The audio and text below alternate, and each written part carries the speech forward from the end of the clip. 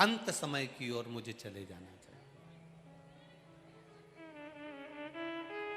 ठोकर लगने के बाद में, चोट लगने के बाद में, जगत के लोग जब आपको ताना दे देते हैं, जब गाली दे देते हैं, अपशब्द कह देते हैं, आड़ा टेढ़ा कह देते हैं, अपशब्द पर अपशब्द कह देते हैं, तब ये मन क्षुब्ध हो जाता है।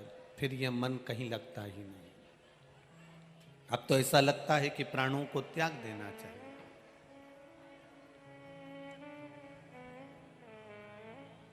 और फिर निवेदन करेंगे जो पहले कथा में कहा, फिर कहते हैं, दुनिया के लोगों पर विश्वास करोगे एक दिन टूट जाएगा। दुनिया के लोगों पर भरोसा करोगे एक दिन धोखा दे दिया जाएगा। पर मेरे महादेव पर विश्वास करोगे और भरोसा करोगे तो कभी वो धोखा नहीं देगा। शंकर भगवान पर करा गया विश्वास, शिव जी पर करी गई अटूट श्रद्धा, आपका भरोसा, आपकी दृढ़ता टूटने वाली नहीं है।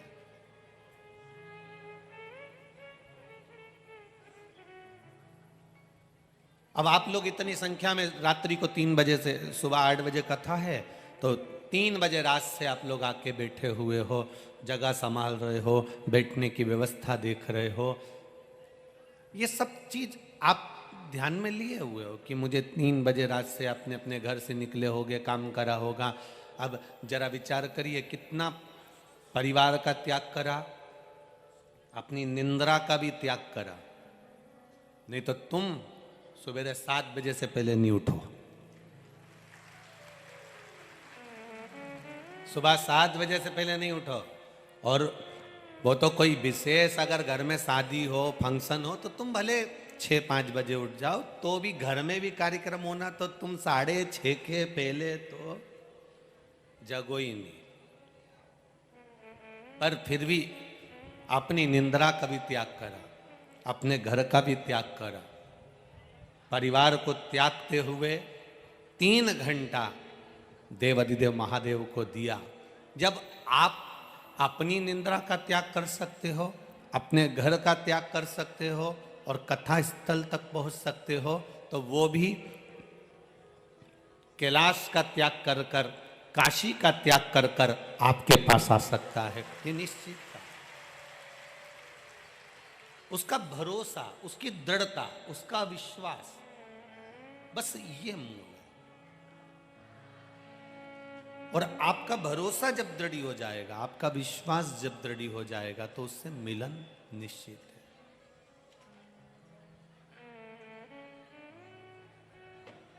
आप जितना भरोसा कर सकते हो उतना करिएगा। महाराज त्यात्याजी भोसले जी, जिन्होंने अपना घर, अपना परिवार, जहां से उनको ठोकर मिली, जहां से उनको अपशब्द कहा गया, जहां से उनको ताने दिए गए, और उनके वैभव को, उनकी सत्ता को, उनके धन को, उनकी दौलत को हड़पने का प्रयास किया गया। श्री स्वामी समर्थ शिव महापुराण की कथा कहती है कि संत के पास, गुरु जी के पास, भगवान के पास में किसी लोभ या लालच से नहीं जाना हमको। तेरे मंदिर में आना मेरा काम है और मेरी बिगड़ी बनाना तेरा काम। किसी लोभ या लालच से हम भगवान के मंदिर ना जाएं। किसी लोभ या लालच से हम परमात्मा की शरणागति में ना जाएं। आप यहां पर भी कथा में आओ ना, तो निवेदन है कि भीड़ बढ़ाने के लिए मत आना और किसी लोभ से मत पहुंचना। भीड़ बढ़ाने की जगह आप ये प्रयास करना कि मैं कथा में जा रही हूं तो मेरी भक्ति बढ़े, और लोभवश नहीं, परमात्मा को पाने के लिए मैं कथा में आई हूं और मेरा भोलेनाथ मुझे मिलेगा, ये निश्चितता तो प्राप्त जरूर होगा, मिलेगा जरूर। कितना अच्छा भले प्रशासन ने कहा कि दिन में कथा नहीं करना है। सुबह के समय का समय प्रशासन ने दिया 8 बजे से 11 बजे का, पर उन्होंने नहीं दिया है। ये तो राजराजेश्वर बाबा की कुछ कृपा प्रशासन पर हुई होगी जो उन्होंने सुबह 8 बजे कर दिया। बाबा राजराजेश्वर जो जिस नगर में जहाँ का राजा होता है उस राजा को सबकी प्रजा की प्रखर रहती है। राजराजेश्वर कहते हैं उसे अकोला का, उसको अपनी प्रजा की चिंता है। अगर ये 1 बजे से कथा में जाएगी तो इसको 2 घंटे पहले कथा में जाना पड़ेगा, मतलब 1 बजे की कथा है, मतलब 10 बजे निकलना पड़ेगा। 10 बजे कथा के लिए जाएगी, कथा समापन होगी 4 बजे। 7 बजे जब यहाँ से 6 बजे तक लाइन से लगकर ट्रैफिक में जाती जाती शाम को 7-8 बजे जाएगी तो इनका दुकान, व्यापार, व्यवसाय सब कहीं ना कहीं थोड़ा बहुत रुक जाएगा। इसलिए राजराजेश्वर राजा कहते हैं उसको अपनी प्रजा की चिंता लग गई कि किसी की दुकान भी खराब नहीं हो, व्यापार भी खराब नहीं हो, तो उसने सुबह से कथा रखी। इसी को राजराजेश्वर कहते हैं, इसी को राजा कहते हैं, जिसको अपने प्रजा की चिंता है।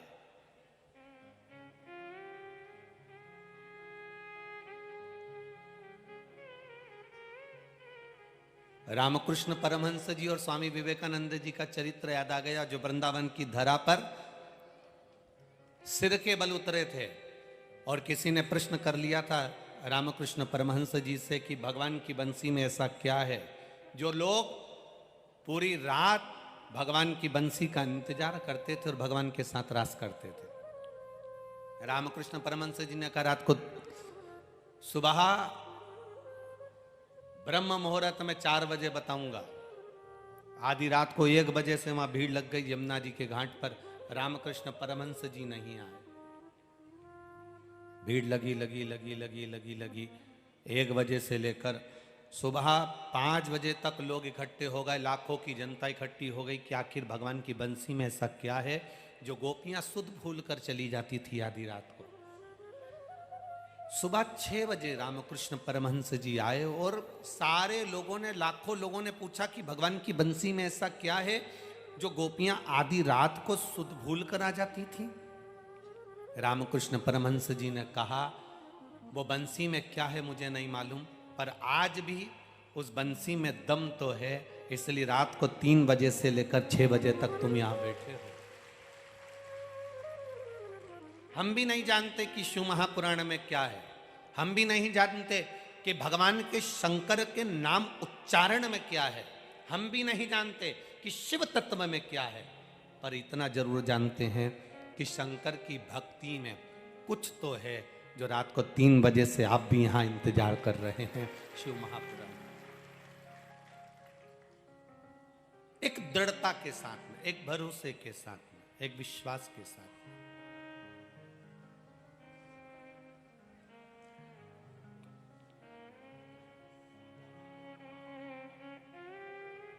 महाराज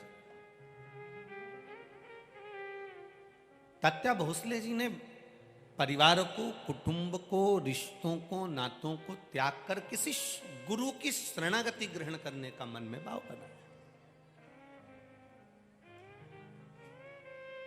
मौका मिले जिंदगी में, बहुत लंबी जिंदगी नहीं है मनुष्य का, जीवन बहुत लंबा नहीं है।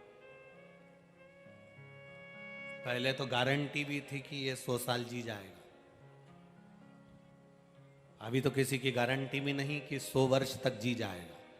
किसका भरोसा है? एक क्षण का भरोसा नहीं मानव देह का, कब प्राण छूट जाए, कब जाना पड़ जाए, कब इन प्राण के पखेरु उड़ जाएं, इसका किसको अंदाजा, इसका किसको ज्ञान? हम होएं, आप होएं, चाहे दुनिया का कोई व्यक्ति हो, कितना बड़ा भी वो भाग्य का वक्ता क्यों ना हो, कितना बड़ा भी वो भविष्य का वक्ता क्यों ना हो, पर मृत्यु पर उसका कोई कमांड नहीं हो सकता। मृत्यु सत्य है, इसलिए कहा जाता है राम नाम सत्य। मृत्यु की सत्यता है, उसको कोई नकार नहीं सकता। और जब मृत्यु सत्य है तो उसका विचरण, उसका विचार करना, उसका चिंतन करना तात्या भोसले जी ने विचार करा कि अब मुझे यहाँ पर परिवार में, नातों में, रिश्तों में, कुटुंब में, कबीले में नहीं रहना। अब मुझे छोड़कर भगवान की भक्ति की ओर अग्रण्य होना। मुझे भगवान का भजन करना है, मुझे स्मरण करना है, मुझे भक्ति करना है, मुझे मंत्र जाप करना है, मुझे नाम जाप करना है। और तात्या भोसले जी छोड़कर श्री स्वामी समर्थ जी के पास में पहुंच गए।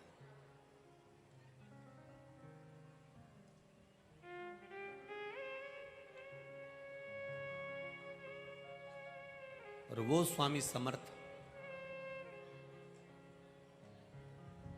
दुनिया के लोग कहते हैं कि ये दत्त का अवतार है, दुनिया के लोग कहते हैं ये नरसिंह जी का अवतार है। पर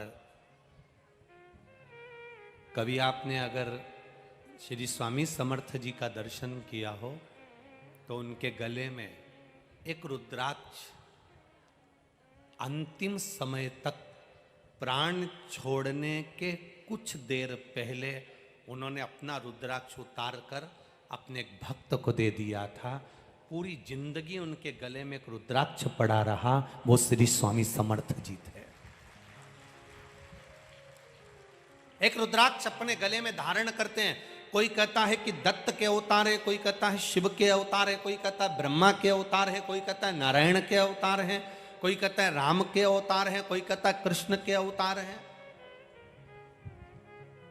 पर कोई सद्गुरु, कोई संत, कोई साधु, कोई सन्यासी, कोई तपस्वी, कोई साधक, कोई उपासक जब भी भजन करता है, जब भी मंत्र जाप करता है, जब भी नाम जाप करता है, जब भी नाम स्मरण करता है, जब मंत्र में डूबा रहता है, नाम में डूबा रहता है, नाम स्मरण में डूबा रहता है।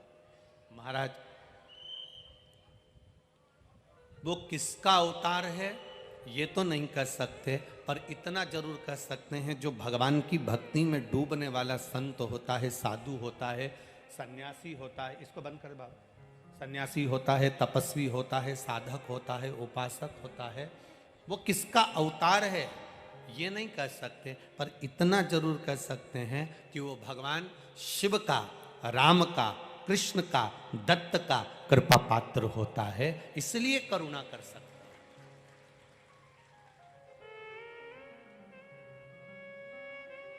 तात्या भोसले जी पहुंच गए श्री स्वामी समर्थ जी के पास। अब जाकर उन्होंने जैसे ही पहुंचे तो स्वामी समर्थ जी का ध्यान मुद्रा में, भक्ति में लगा हुआ था, ध्यान में मैं। तात्या भोसले जी ने प्रणाम किया तो स्वामी समर्थ जी ने कहा, क्यों मानकारी जी, आपके पास में तो एक क्षेत्र का राज्य है, आपके पास में तो एक क्षेत्र का सारा सुख है, और आप आज संत के पास आकर बैठे हो।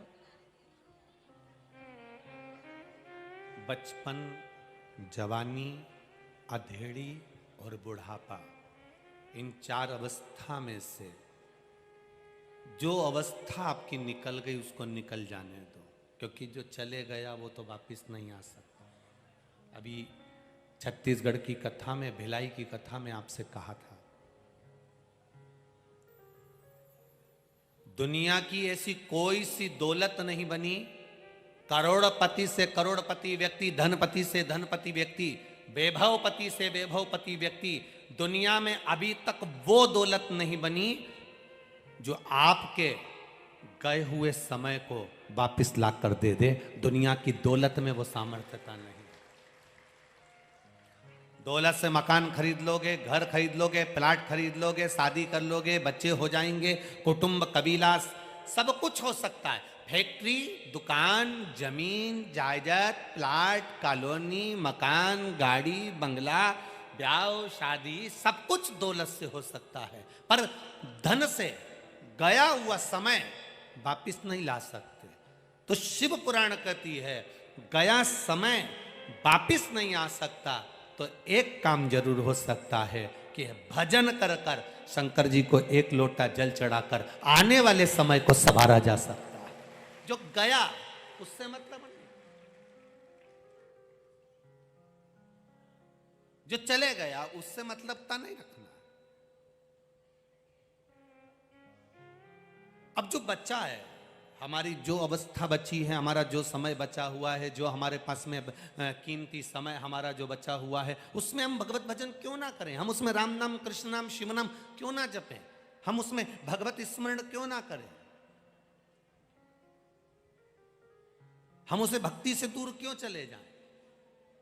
तात्या भोसले जी से कहा, तुम तो मानकारी हो। स्वामी समर्थ जी कह रहे तुम मानकारी हो, तुम्हारे पास में सत्ता थी, वैभव था, सब कुछ था, सब कुछ है तुम्हारा, फिर आज संत के पास आने की जरूरत क्या पड़ गई? आज साधु के पास, गुरु के पास आने की जरूरत क्या पड़ गई? अगर दुनिया में सताए ना होते तो तेरे दर पर आए ना होते। जो दुनिया में ठोकर खा जाता है, सारी दुनिया में सताया जाता है, जगह जगह से अपशब्द कहे जाते हैं, ठोकर लगाई जाती है, जो दुनिया में सताए ना जाते तो तेरे दर पर आए ना जाते। हमें सताया तब तो तेरे पास आए हैं, लोगों ने चोट दी तब तो तेरे पास पहुंचे हैं, दुनिया के लोगों ने अपशब्द कहा तब तो हम तेरे पास पहुंचे हैं। हम पहुंचे तब हैं जब दुनिया ने सता दिया।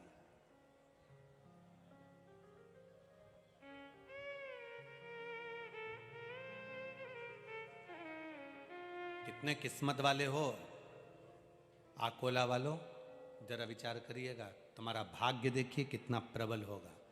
आज पूर्णिमा का दिन और कथा श्रवण करने को मिल रही है, भाग्य देखिएगा।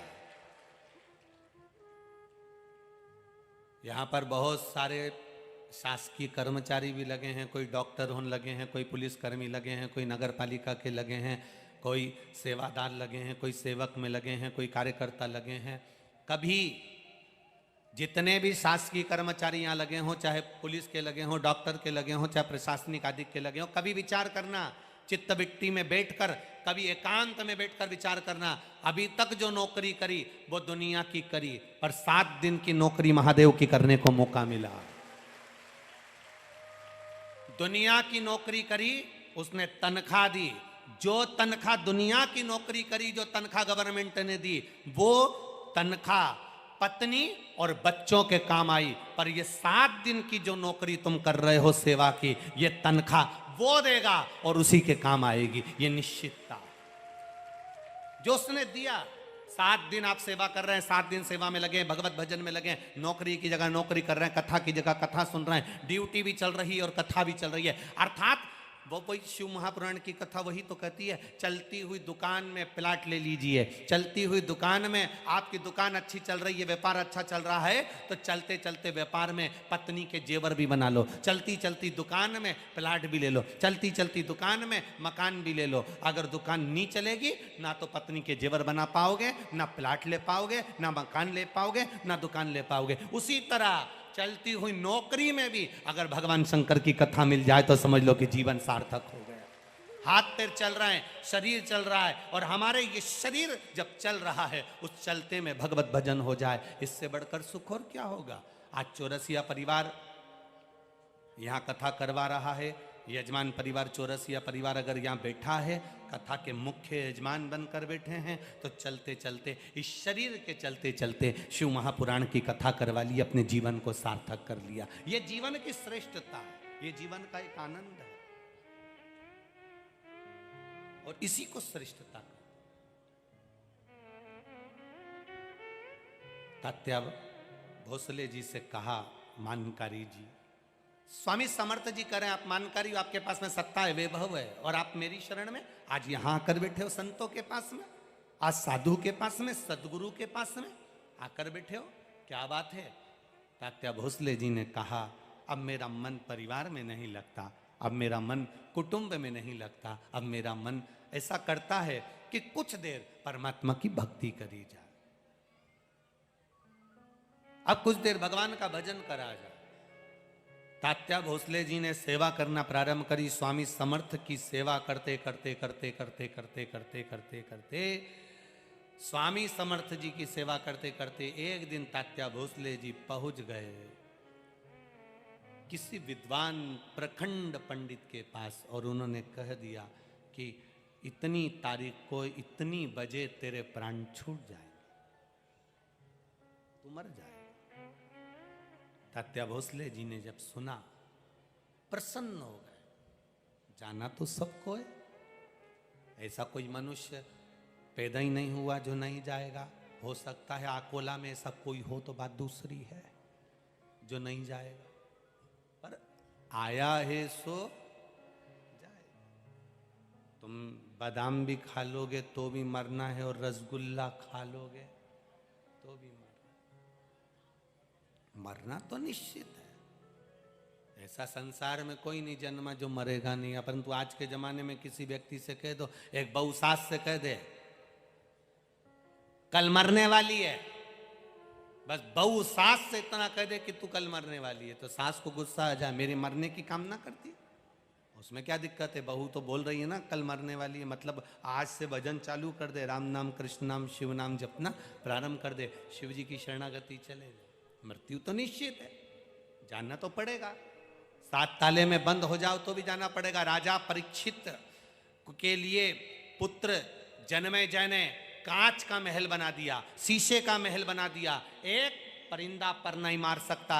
एक अनार का रस जिस गिलास में, जिस पात्र में भरा कर जा रहा था, उस पात्र के नीचे की पेंदी में तक्षक नाग चिपक कर अंदर चले गया। और जब राजा परीक्षित के सम्मुख में तक्षक नाग पहुंचा तो तक्षक ने कहा, तेरा समय आ गया, तेरा काल आ गया। राजा परीक्षित नैनों में जल हाथ जोड़कर कहते हैं, आप अपना कर्म करिए, मैं अपना कर्म करूंगा। राजा भक्ति करने लगे, भजन करने लगे, और तक्षक नाग पांव के अंगुष्ठ में डस लेता है। जरा विचार करिएगा, पांव के अंगूठे में ही तक्षक नाग क्यों डस रहा? क्या पूरे शरीर में कहीं तक्षक नाग को डसने के लिए जगह नहीं मिली? पांव के अंगुष्ठ में इसलिए डस रहा है क्योंकि भगवान की भक्ति में राजा इतना डूब गया था कि इसके चरणों को मैं प्रणाम भी कर लूंगा और इसके चरणारविंद का रस तत्व मैं ग्रहण कर लूंगा तो मेरी भी जिंदगी सार्थक हो जाएगी। चरण के अंगुष्ठ में डस रहा। देवी भागवत में लिखा है कि तक्षक नाग ने जब अंगुष्ठ में डसा, परीक्षित के चेहरे पर मुस्कुराहट थी क्योंकि उसको भगवत पद की प्राप्ति थी।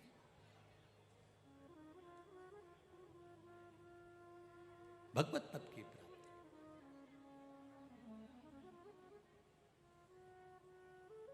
भजन की प्राप्ति, इच्छा। इतनी धूप पड़ रही है, गर्मी पड़ रही है, तपन पड़ रही है, और आप धूप में बैठे हो। यहाँ देखो माताएं बैठी, उधर पीछे देखो तो जगह नहीं, सब भरे पड़े हुए हैं। सारे पंडालों में लोग भरे हुए हैं, धूप में खड़े हुए हैं। अर्थात आपके भीतर कहीं ना कहीं शिव भक्ति तो है, और वो भक्ति है तो काल भी डरता है भक्त के पास आने के लिए। अकाल मृत्यु वो मरे जो काम करे चंडाल का, और काल उसका क्या बिगाड़े जो भक्त हो महा काल का। जो शिव का उपासक है उसके लिए सब सरल है।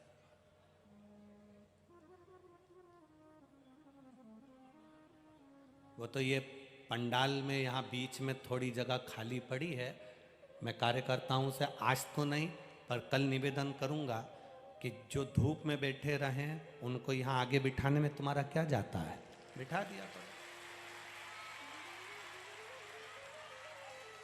यहाँ जगह संभालोगे तो क्या ऊपर भी जाके जगह संभालोगे रे? विचार तो करो थोड़ा। इतनी सारी जगह खाली रखने से कौन सा लाभ है? धूप में लोग बैठे रहे और तुम जगह खाली करके बैठे रहो, क्या मतलब का जीवन तुम्हारा? जहां जगह मिले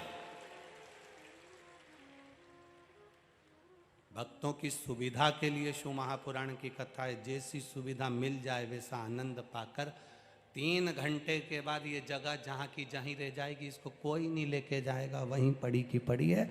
और खूब सो, आनंद पाओ और भक्ति करो, भजन करो। जहाँ जगह का आनंद हो वहाँ सुख पाइएगा।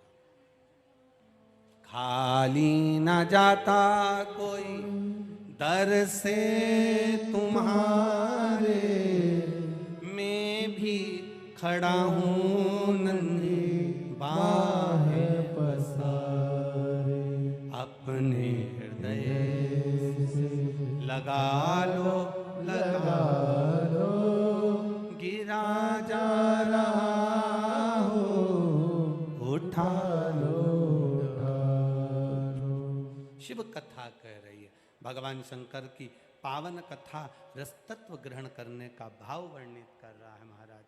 हमारे यहाँ शास्त्र कह रहा है, धीमा बजाओ भोलानाथ डमरू, धीमा बजाओ, धीमा बजाओ भोलानाथ डमरू, धीमा बजाओ, धीमा बजाओ भोलानाथ डमरू, धीमा बजाओ, धीमा बजाओ भोलानाथ दोनों हाथों से डमरू, प्रेम से, धीमा बजाओ, धीमा बजाओ भोला, धीमा बजाओ, धीमा बजाओ भोला, धीमा बजाओ, धीमा बजाओ भोला, धीमा बजाओ, धीमा बजाओ भोला, धीमा बजाओ, अरे धीमा बजाओ भोलानाथ डमरू, धीमा बजाओ,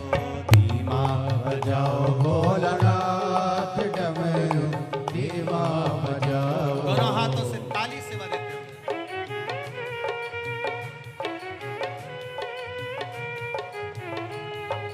जय हो।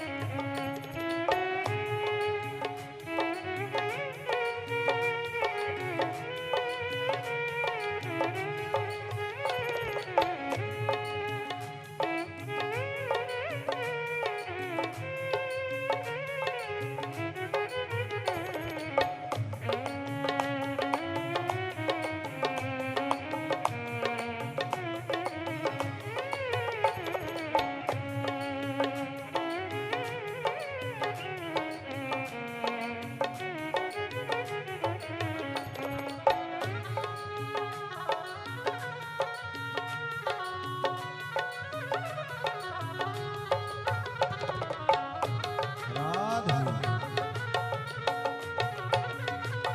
हरि बोल।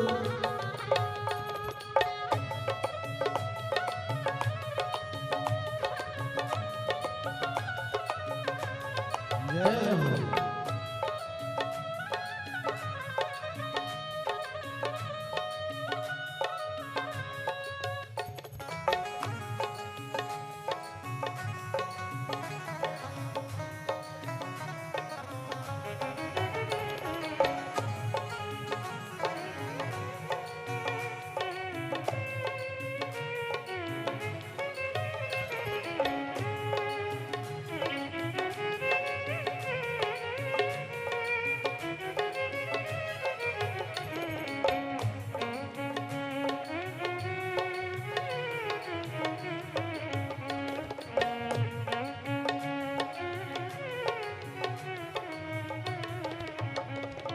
डमरू की धुन सुन के ब्रह्मा जी आए, डमरू की धुन सुन के ब्रह्मा जी आए, ओ ब्रह्मा जी आए संग ब्रह्माणी को लाए, ब्रह्मा जी आए संगे ब्रह्मणी को लाए। अरे धीमा बजाओ भोलानाथ डमरू, धीमा बजाओ, धीमा बजाओ भोलानाथ डमरू, धीमा बजाओ, ओ धीमा बजाओ भोलानाथ डमरू, धीमा बजाओ, धीमा बजाओ भोलानाथ डमरू, धीमा बजाओ। आओ से बड़े आनंद के साथ।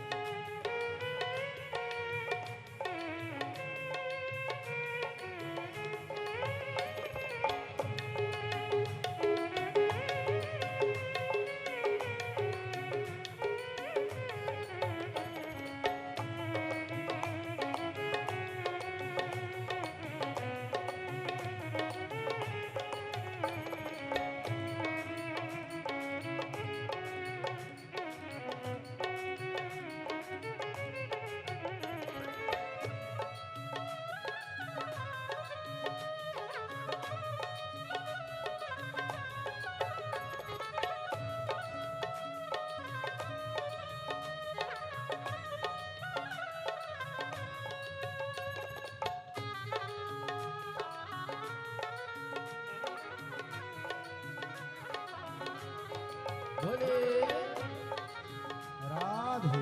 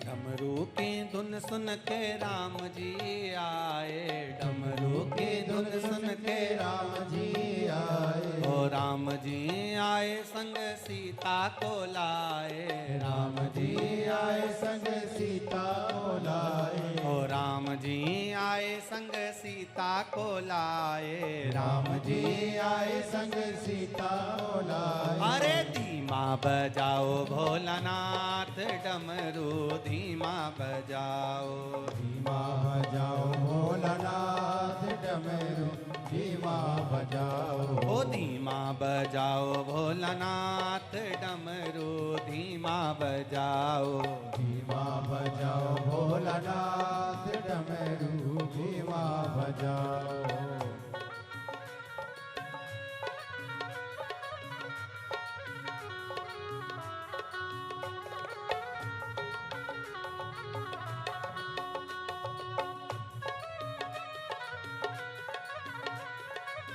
जय हो हरि बोल राधे।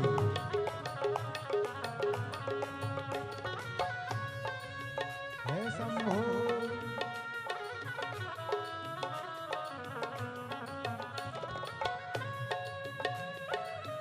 राधे।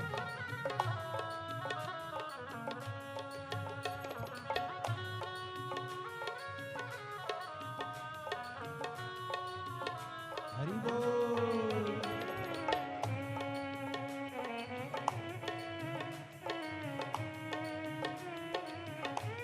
जय हो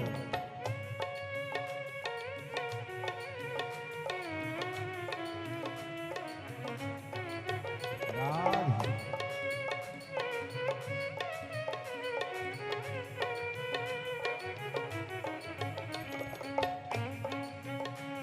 हरि बोल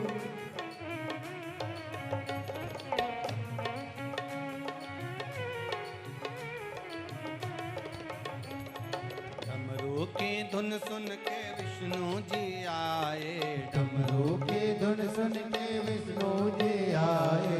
डमरू की धुन सुन के विष्णु जी आए, डमरू की धुन सुन के विष्णु जी आए। विष्णु जी आए संग लक्ष्मी को लाए, विष्णु जी आए संग लक्ष्मी को लाए।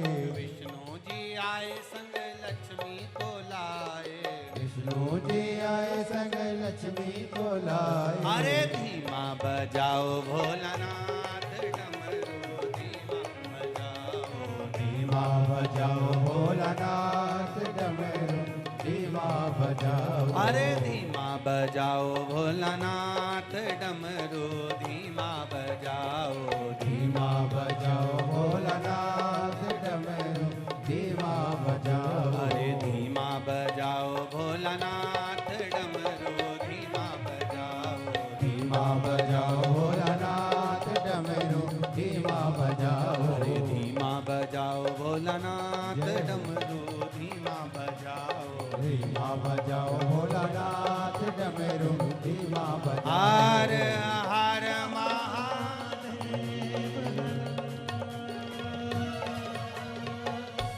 अपने स्थान पर बैठकर भगवान शिव से अपने हृदय की बात, दिल की बात बाबा देवाधिदेव महादेव से कहिए। जहां जगह मिल जाए वहीं बैठ जाओ और दिल से बाबा से प्रार्थना करें, भाव के साथ दिल से बाबा से निवेदन करें।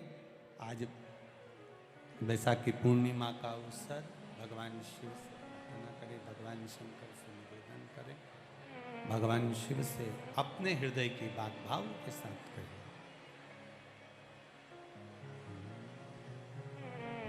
श्री शिवाय नमस्तुभ्यं। श्री शिवाय नमस्तुभ्यं। श्री शिवाय नमस्तुभ्यं। श्री शिवाय नमस्तुभ्यं। श्री शिवाय नमस्तुभ्यं।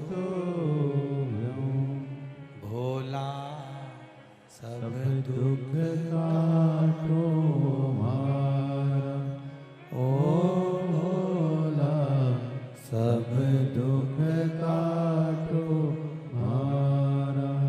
शिव शंकर जपो तेरी माला, भोले बाबा जपो तेरी माला। भोला सब दुख काटो हमारा, ओ भोला सब दुख काटो हमारा। वेश मंगल मंगलकारी, वेश है मंगल मंगलकारी। शमशान वासी हमारा, शमशान वासी हमारा। ओ भोला सब दुख काटो हमारा, ओ भोला सब दुख काटो हमारा। तात्या भोसले जी से कह दिया गया कि तुम्हारे प्राण छूटने वाले हैं, तुम्हारा अंतिम समय आ गया, तुम्हारे प्राण जाने वाले हैं। आज स्वामी समर्थ जी के पास में, श्री स्वामी समर्थ के पास में जब तात्या भोसले जी बैठे हुए,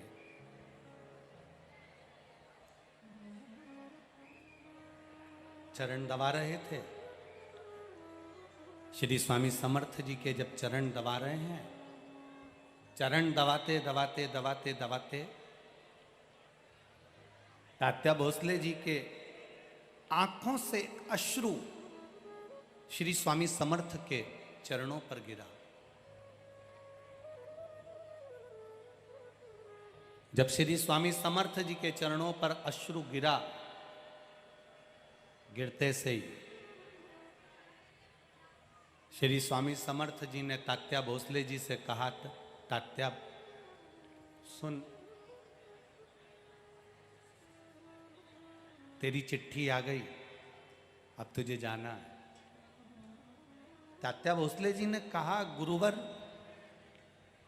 सारा जिंदगी पूरा समय तो मेरा परिवार में चले गया, कुटुंब में चले गया, रिश्ते नातों में चले गया, ये थोड़ा सा जो समय बचा है यह आपको देना चाहता हूं। अगर इतनी जल्दी चले जाऊंगा तो आपकी सेवा कैसे कर पाऊंगा।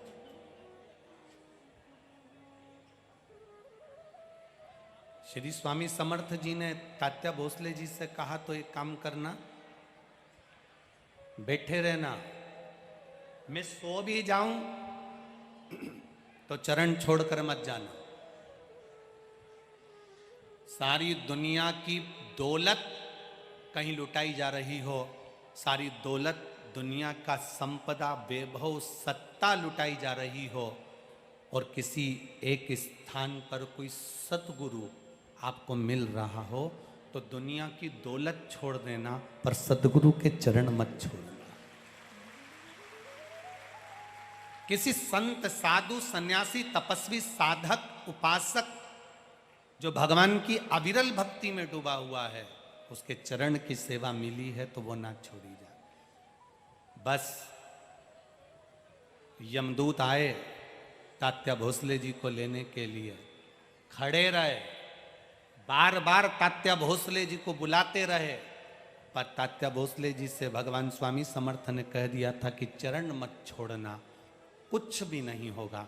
शिव महापुराण की कथा कहती है, जो एक लोटा जल चढ़ाना नहीं छोड़ता, महाकाल उसका हाथ कभी नहीं छोड़ता। शिव का द्वार भगवान शंकर के चरणारविंद, सदगुरु के चरणारविंद, संत, साधु, सन्यासी, तपस्वी, साधक, उपासक के चरणारविंद जो पकड़ कर रखता है। फिर निवेदन करेंगे, जो बड़ों की इज्जत करता है, माता पिता का सम्मान करता है, बड़ों का आदर करता है, बड़ों का सत्कार करता है, बुजुर्ग का, माता पिता का, गुरुजन की जो इज्जत करे, सम्मान करे, आदर करे, उसको पर्स में दवा लेकर चलने की जरूरत नहीं पड़ती, वो दुआ लेकर चलना प्रारंभ कर दे।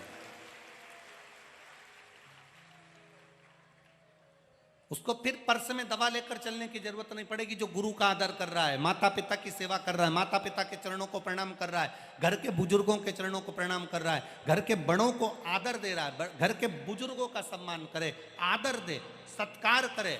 एक भक्त को जो पहचान जाए, एक साधु जन, गुरुजन, सन्यासी जन, तपस्वी, साधक, उपासक की जो सेवा में लगा हुआ है, उसको जेब में, पर्स में दवा लेकर चलने की जरूरत नहीं पड़ती, दुआ उसके साथ हर पर चलती है। बड़ों का आदर करने वालों के साथ में बड़ों की दुआ उसके साथ चलती है, तो उसको तकलीफ नहीं भोगना पड़ती, उसको कष्ट नहीं भोगना पड़ता।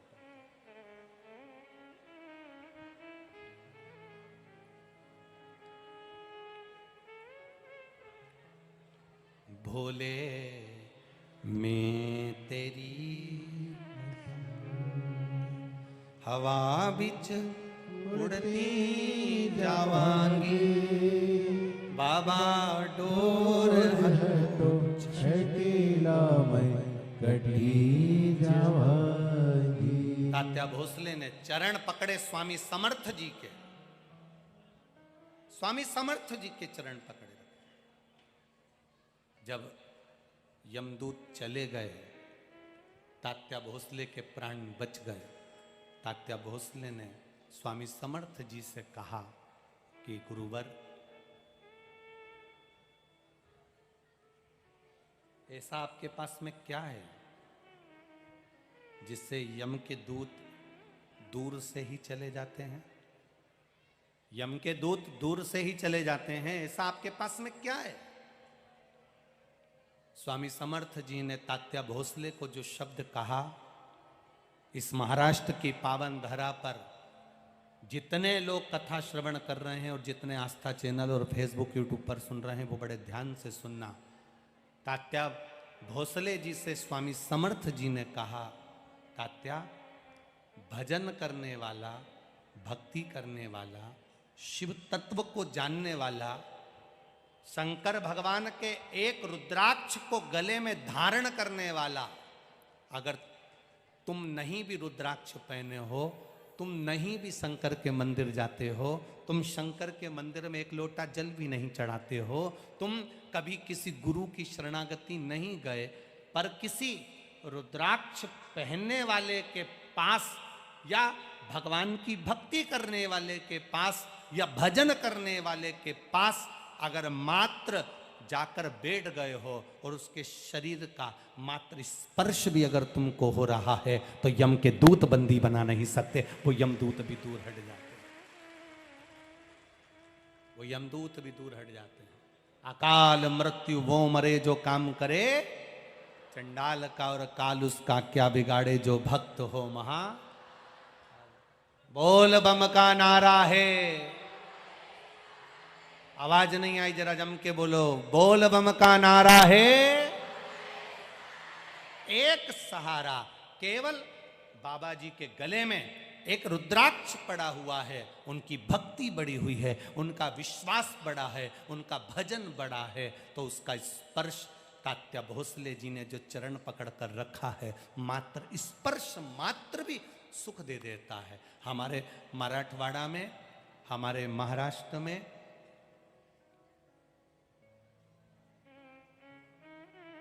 अब इधर विदर्भ में ऐसा है कि नहीं ये पता नहीं, विदर्भ साइड में, आप लोग विदर्भ के अंतर्गत आते हो ना?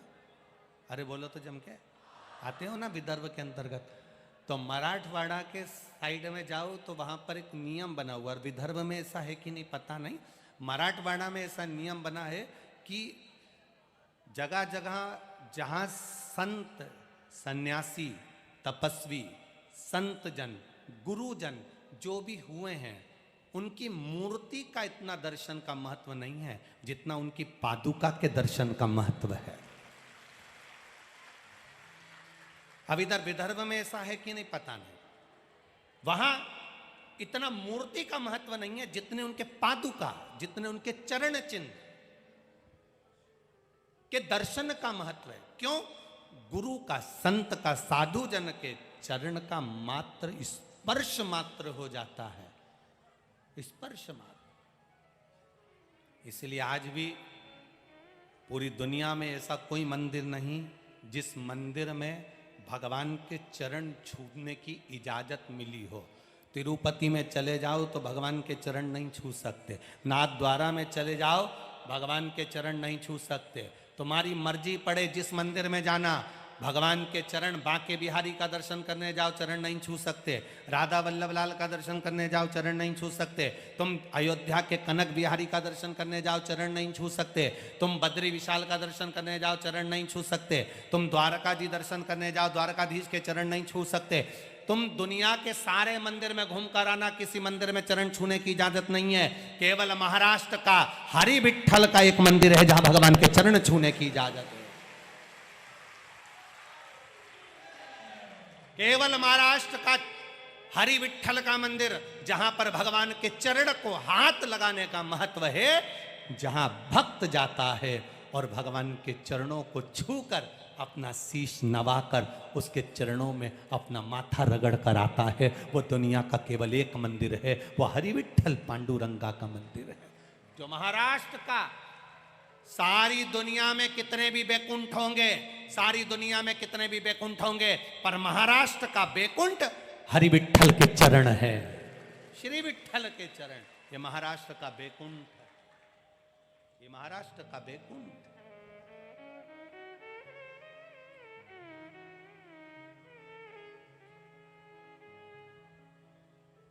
केवल एक बैकुंठ था। कौन ने मांगा था? हरि विठ्ठल के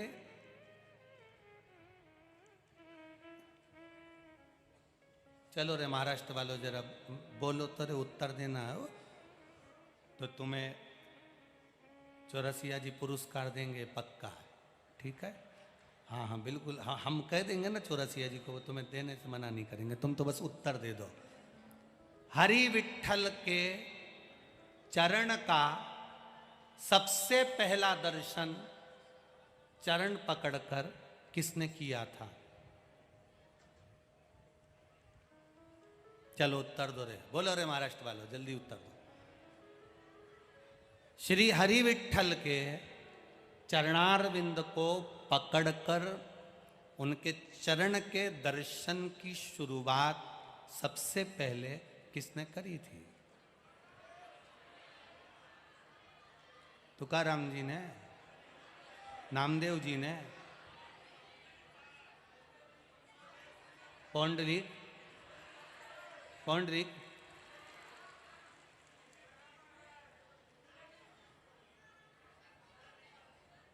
संत तुकाराम जी, संत ज्ञानेश्वर जी, पौंडलिक जी, संत नामदेव जी, और जितना नाम हो सब बोल दो रे, एक ही बार में झंझट समाप्त। सबसे पहले चरण पकड़े, प्रणाम किया और चरण पकड़ने की, छूने की शुरुआत, नमन करने की शुरुआत हरि विट्ठल के चरणों को श्री नरहरिदास सुनार ने करी थी। नरहरिदास पौंडरिक ने चरण नहीं पकड़े थे, पौंडरिक ने तो ईंट फेंकी थी, इसके ऊपर खड़े हो जाओ। संत तुकाराम जी तो भगवान में समाहित हुए थे। नामदेव जी के लिए तो भगवान ने अपना मंदिर पलट दिया था। केवल सुनार नरहरिदास, केवल नरहरि एक ही था जिसके लिए भगवान ने अपना चरण दिया था। सुनार था, सोने चांदी का काम करता था श्री नरहरि। नरहरि के जो माता पिता थे वो भी सोने चांदी का काम करते थे, पर इनकी पंढरपुर में रहते थे, हरि विट्ठल की नगरी में रहते थे, पर कभी पंढरपुर के दर्शन कभी नहीं करा, ना नरहरि ने करा ना इसके माता पिता ने करा। आज तक पंढरपुर के हरि विट्ठल का दर्शन नहीं करा था।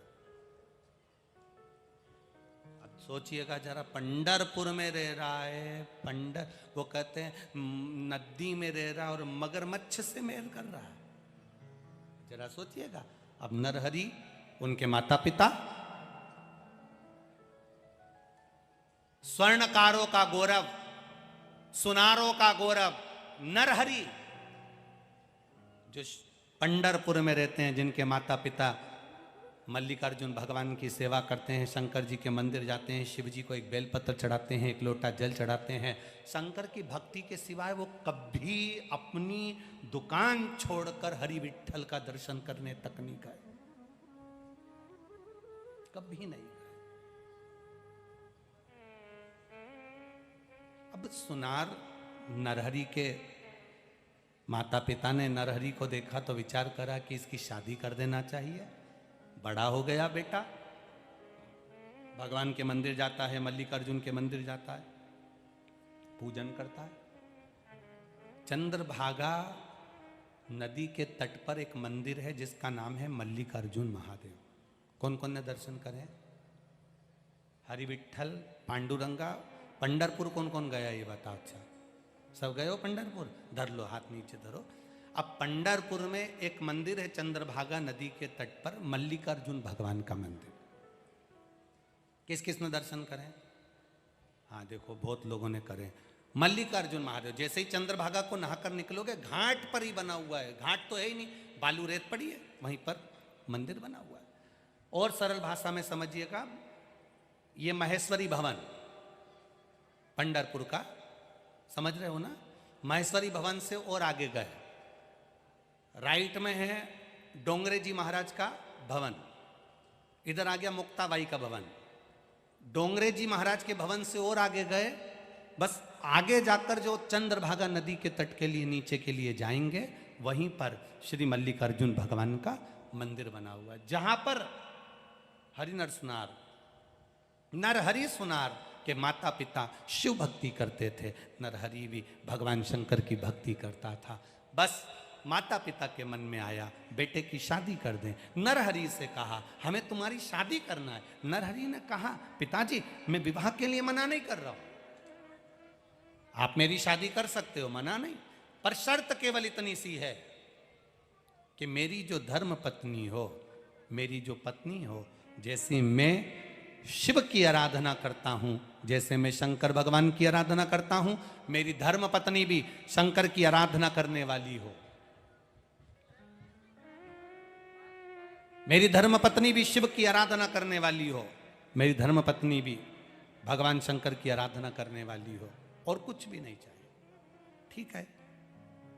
और बहुत जरूरी है, घर में बहू लेकर आना तो कार वाली मत लेकर आना, घर में बहू लेकर आना तो संस्कार वाली लेकर आना, जो संस्कारवान।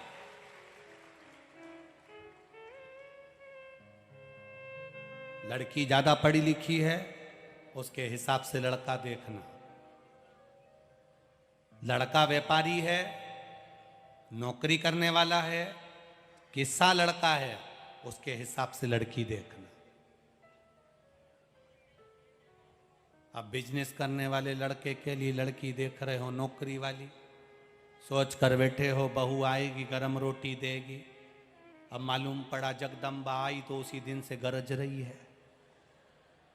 कहा मतलब कर रहा।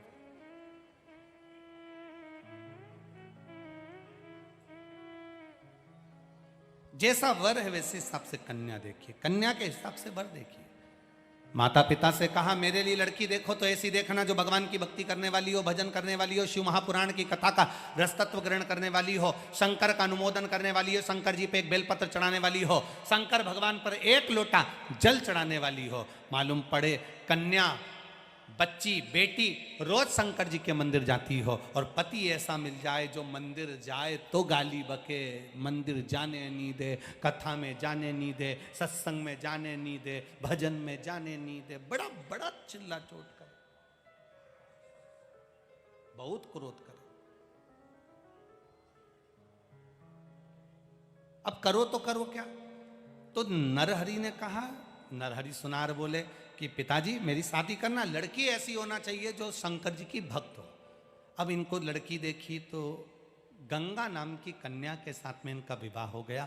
शिव की उपासक थी, उसका एक काम था गंगा का, शंकर मंदिर में नंदी के पास जाना और नंदी के पास में जाकर उसको स्नान कराना, फिर शंकर भगवान की जलाधारी का स्नान कराना, स्नान कराने के बाद शंकर जी पे एक लोटा जल चढ़ाना। शिव महापुराण की कथा कहती है महाराज,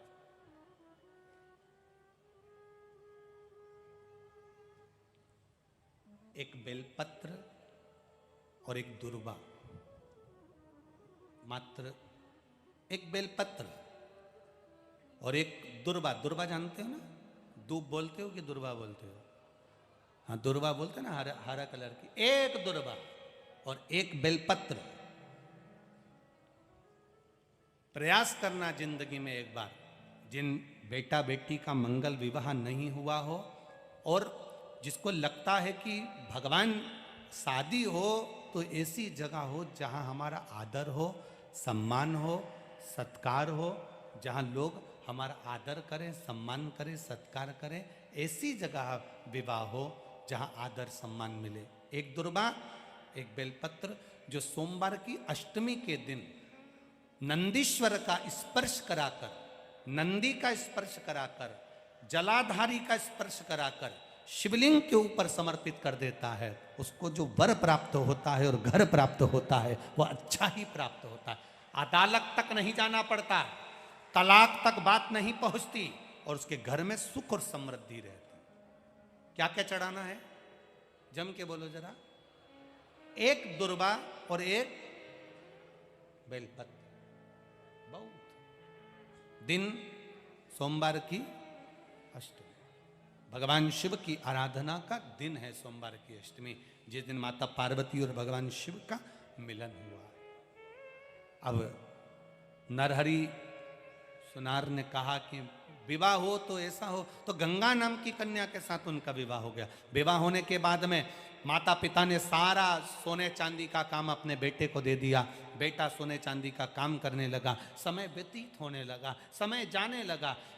नरहरि सुनार आज तक किसी मंदिर के अंदर दर्शन करने नहीं गया। केवल अगर दर्शन करे तो महादेव के करे, पूजन करी तो महादेव की करी, आराधना करी तो महादेव की करी, अर्चना करी तो महादेव की करी।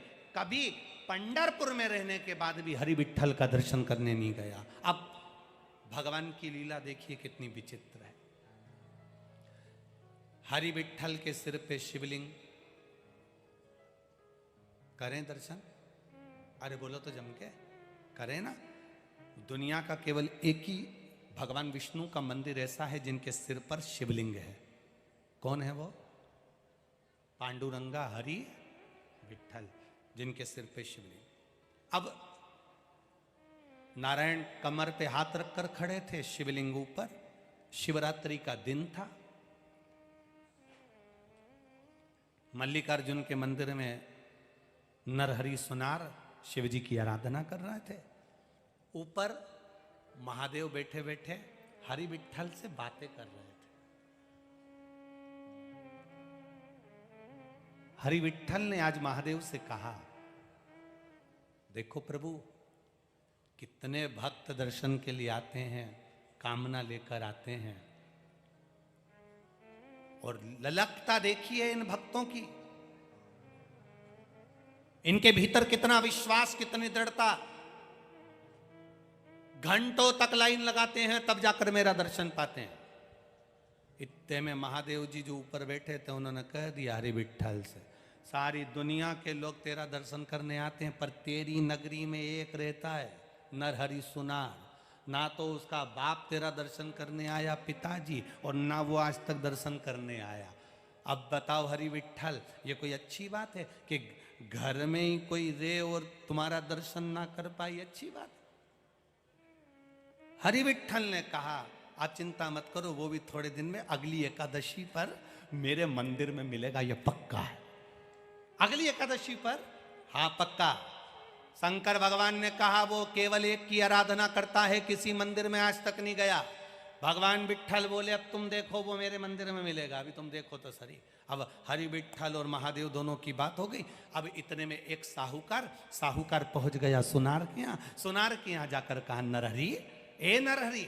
नरहरि सुनार ने पूछा, भैया तुम कौन हो? मैं पास के गांव का साहूकार हूं, मेरे घर में बेटे ने जन्म लिया है। मेरे घर में बेटे ने जन्म लिया है? अच्छा, बहुत अच्छी बात है, बेटा जन्मा, आपको बधाई बहुत बहुत। अरे नरहरि, बेटे ने जन्म लिया है, मैंने हरि विठ्ठल से प्रार्थना करी थी जिस दिन मेरे घर में बेटा हो जाएगा उनके कमर में कमर का पट्टा बनवाऊंगा सोने का, रतन जड़ित, और मैं हरि विठ्ठल को पहनाऊंगा। मेरा मन है वो सोने का पट्टा तुम बना दो। नरहरि दास ने हाथ जोड़कर कहा, तुम किसी दूसरे सुनार के यहाँ चले जाओ, मैं नहीं बनाऊंगा हरि विठ्ठल का पट्टा, मैं नहीं बनाऊंगा, तुम किसी दूसरे के यहाँ चले जाओ। मैं तो केवल एक कोई भजता हूं। किसको?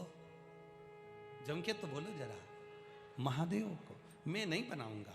अरे कमर का पट्टा नहीं बनाओगे? हाँ, तुम्हारा तो काम है सोने का पट्टा बनाना, उसमें क्या दिक्कत है? नहीं, कमर का पट्टा बनाना पड़ेगा तो नाप लेने जाना पड़ेगा, और नाप लेने जाना पड़ेगा तो मंदिर में जाना पड़ेगा, और मैं किसी के मंदिर में जाता ही नहीं शंकर जी के सिवाय, इसलिए मैं जाऊंगा ही नहीं। इतने में साहूकार ने कहा, अगर मान लो नाप हम ला कर दे दें भगवान की कमर का तो बना दोगे ना? नरहरि सुनार ने कहा, उसमें क्या दिक्कत है, तुम नाप ला कर दो, मैं बना दूंगा। साहूकार जी पहुंचे, पंडित जी से कहा, महाराज जी भगवान की कमर का नाप दे दो। कमर का नाप ला के सुनार को दिया। सुनार ने भगवान का सुंदर पट्टा तैयार करा कमर का।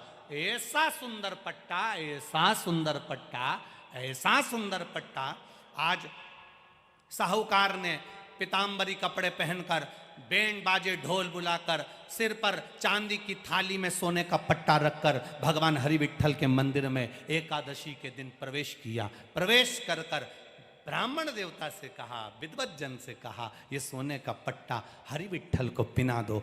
जो सोने का पट्टा हरि विठ्ठल को पिनाया तो वो 4 उंगल बड़ा निकल गया। जैसे ही बड़ा तो पिनाते से नीचे लटक गया। जैसे ही लटका, साहूकार को गुस्सा आया कि बताओ सुनार ने ये पट्टा बनाया और ऐसा बनाया कि 4 उंगल बड़ा है। पंडित जी पट्टा कितना बड़ा है? 4 उंगल बड़ा है। अभी दो अब्बी के अब्बी सही करवाता हूं। आज ही पिनाना है हरि विठ्ठल को पट्टा, एकादशी को ही पिनाना है। पट्टा दिया, साहूकार ने अपने घर के पहचान वालों को दिया, इस पट्टे को कटवा के आओ, 4 उंगल कटवा के आ जाओ। इन 4 उंगल का पट्टा कटवाया। जैसे ही जाकर साहूकार ने अपने आदमियों को भेजा और सुनार से कहा, ये पट्टा तो तुमने बड़ा बना दिया, मुझे लगता है तुम सोना ज़्यादा देकर पैसा ज़्यादा लेने वाले थे ना, इसलिए तुमने पट्टे का वजन बढ़ा दिया, 4 उंगल ज़्यादा बढ़ा दिया। इतने में सुनार ने कहा, मुझे तुम्हारे धन दौलत से मतलब नहीं है, मेरे पास बहुत काम रहता है, मैं क्यों बढ़ाऊंगा तुम्हारा सोना, मैं क्यों बढ़ाऊंगा तुम्हारा सोना। ले जाओ। पट्टे को 4 उंगल काटा, पट्टा फिर तैयार करा, पट्टा तैयार कर कर फिर दिया। फिर साहूकार ने पंडित जी को दिया। पंडित जी ने जो पट्टा कमर में भगवान के बांधा तो 4 उंगल छोटा हो गया।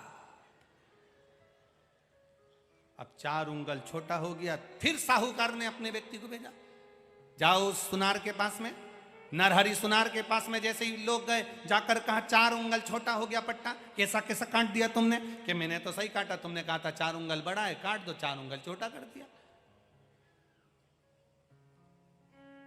वापिस पट्टे को बढ़ाओ। हरि ने कह दिया मैं एक के मंदिर के सिवाय कहीं नहीं जाता, मैं कहीं जाऊंगा ही नहीं। तो एक काम तो कर सकते हो ना, तुम भगवान का दर्शन मत करना, आंखों पे पट्टी बांध देते तुम्हारी, नाप तो हाथ से लेना। नरहरि सुनार ने कहा ये हो सकता है, तो मेरी आंख पे पट्टी बांध दो और मैं चलकर नाप ले लूं। अब नरहरि की आंख पे पट्टी बांधी कि दर्शन करूंगा ही नहीं भगवान का, और पट्टी बांधकर नरहरि सुनार को मंदिर के अंदर ले गए। और मंदिर के अंदर जाते से नरहरि सुनार ने कहा बताओ हरि विठ्ठल की कमर कहां पर है? जो नरहरि सुनार कमर को हाथ लगाने लगे, हाथ लगाते लगाते नरहरि सुनार को लगा ये तो मेरे महादेव मृगछाला पहन कर खड़े हुए हैं, ऐसा लग रहा है कि मेरा बाबा खड़ा हुआ है। पट्टी बंदी थी, विश्वास नहीं हो रहा था कि ये कौन है। तब माना नहीं दिल, तो नरहरि सुनार ने भगवान के शरीर को हाथ लगाना चालू करा। हाथ लगाया तो मालूम पड़ा कि एक हाथ में कमंडल है, दूसरे हाथ में त्रिशूल है। फिर हाथ लगाया चेहरे पर, गले के पास जो हाथ पहुंचा तो ऐसा लगा कि गले में सांप पड़ा हुआ है। नरहरि सुनार को लगा, आवाज लगाकर बोला तुम तो विठ्ठल का दर्शन करा रहे थे, विठ्ठल के कमर का पट्टा बनवा रहे थे, ये तो मेरे बाबा महादेव हैं। साहूकार बोला पागल हो गए हो नरहरि सुनार, विठ्ठल हैं। नरहरि सुनार बोले बाबा भोलेनाथ हैं, विठ्ठल हैं, बाबा भोलेनाथ हैं। इतने में नरहरि सुनार ने सिर पे बंधी हुई आंख की पट्टी को जो खोला, सामने विठ्ठल ही खड़े थे। नरहरि सुनार ने वापिस बांध लिया, वापिस पट्टी को बांधा, ये तो विठ्ठल हैं। नरहरि सुनार बोले मेरे साथ धोखा हो रहा है। फिर नरहरि सुनार ने वापिस हाथ लगाया, जो हाथ लगाया फिर शंकर भगवान का दर्शन हुआ, शंकर भगवान का स्पर्श हुआ। फिर पट्टा खोला, सामने विठ्ठल थे, नेत्र बंद कर लेते थे तो शिव दिखता था, नेत्र खोल लेते थे तो विठ्ठल दिखता था। नरहरि सुनार ने विठ्ठल के चरण पकड़ लिए, बस चरण पकड़े और पकड़ कर कहा आप अपना दर्शन एक बार दिल से दे दो। जो शीश चरण में झुकाया, झुकाते से ही नारायण के चरण में दोनों का दर्शन, नरहरि सुनार को शिव और हरि का दर्शन हो रहा था। बस उस दिन नरहरि सुनार ने चरण पकड़कर कह दिया मेरे पांडुरंगा हरि विठ्ठल ऐसी कृपा करना, दुनिया में राम का दर्शन करेंगे तो राम के दर्शन का पुण्य मिलेगा, कृष्ण का दर्शन करेंगे तो कृष्ण के दर्शन का पुण्य मिलेगा, देवी का दर्शन करेंगे तो देवी के दर्शन का पुण्य मिलेगा। हे मेरे हरि विठ्ठल ऐसी कृपा करना, जो तुम्हारे चरण का स्पर्श करे उसे हरि और हर के दर्शन का पुण्य फल प्राप्त हो जाए, ऐसी कृपा कर। तो पहला शरण को पकड़कर उसका दर्शन का सुख किसने पाया था? जम के बोलो जरा, जम के। नरहरि सुनार। वो सहज नहीं, सरल नहीं, वो मेरा शिव मेरा नारायण कोई सहज नहीं है। इसीलिए वो दोनों का दर्शन, दोनों का सुख, दोनों का आनंद है। इसीलिए कह देते ना माझा विठ्ठल पांडुरंग, विठ्ठल विठ्ठल विठ्ठला, माझा विठ्ठल पांडुरंग, माझा विठ्ठल पांडुरंग। सहज नहीं है मेरा विठ्ठल, दोनों समाया है। संत, सदगुरु, प्रभु, परमात्मा, घर के बुजुर्ग, घर के बड़े, जिनके चरण का मात्र स्पर्श कर लेने पर, जिनके चरण को मात्र पकड़ लेने पर हमें दवा की जरूरत नहीं पड़ती, उसकी दुआ हमारे साथ चलती है। वो शिव तत्व, वो शंकर है, वो ओघड़ी है, वो दयालु, वो दातार, वो कृपा सागर है। आप ईश्वर को कभी नहीं देख पाओ।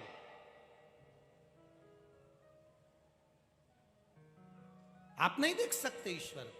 हमारे नेत्र में इतना काम, इतना लोभ, इतनी आसक्ति, इतनी वासना, इतनी तृष्णा, इतनी आसक्तियां भरी है कि हम अपनी इन नग्न नेत्रों से, इन नेत्रों से हम ईश्वर को नहीं देख सकते। पर इतना विश्वास रखना, हम उस भगवान को नहीं देख सकते, पर वो भगवान हमको देख सकता है। तुम में से कितने लोग हैं जो चोटे को देख लेते हैं? कोई तुम्हारा मंगलसूत्र चुराएगा, कोई तुम्हारी चेन चुरा लेगा, कोई तुम्हारा पर्स चुरा लेगा, कोई तुम्हारा मोबाइल चुरा लेगा। पहले तो आप लोगों से निवेदन है कि सोना, चांदी, हीरा, पन्ना, जो भी कीमती सामान है उसको लेकर कथा में मत पहुंचना। ना तो समिति उसकी जवाबदार होगी, ना यहाँ की प्रशासन जवाबदार होगी, आप खुद जवाबदार होंगे। कोई सामान आपका कीमती लेकर आप कथा में कभी मत आओ। सोने का मंगलसूत्र पहने रहोगे तो बार बार सोने के मंगलसूत्र पर ध्यान रहेगा। खोटेला पहन रहोगे, खोटा पहने रहोगे तो तुम्हारा ध्यान जाएगा नहीं, तुम्हारा पूरा ध्यान कथा में लगा रहेगा। नहीं तो कई लोग अच्छी चप्पल पहन के आ जाते हैं 700, 800, 900 रुपए की, तो उनका ध्यान वहीं रखा रहता है।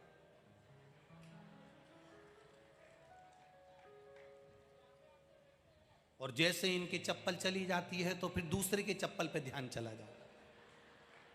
अपनी तो गई, अब किसकी ले जाना है वहां। अब जब तुम कुछ लेकर आए नहीं हो तो जाए तो आग लगे बस्ती में अपन रहो।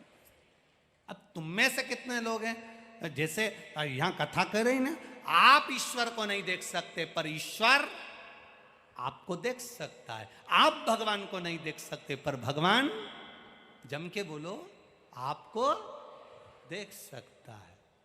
आप चोर को नहीं देख सकते पर चोटा तुम्हारे गले में पड़ी हुई, चोर भी इतने समझदार है, हमको तो लगता ना जाने कहां से सीख के आए हैं। नकली छूते ही नहीं है, ओरिजिनल को तुरंत पहचान जाते हैं। वो पहनी पीली साड़ी वाली, ध्यान गया और चोटा तुरंत उसी के पास जाके पल्लू डाल के तुरंत बैठा। और बैठते से थोड़ी देर कथा में ऐसा मस्त हुआ, धीरे से पल्लू उड़ा और तुम्हारे ऊपर गया और मालूम पड़े चैन गायब। इसीलिए चैन चली जाएगी तो तुम बेचैन हो जाओगे।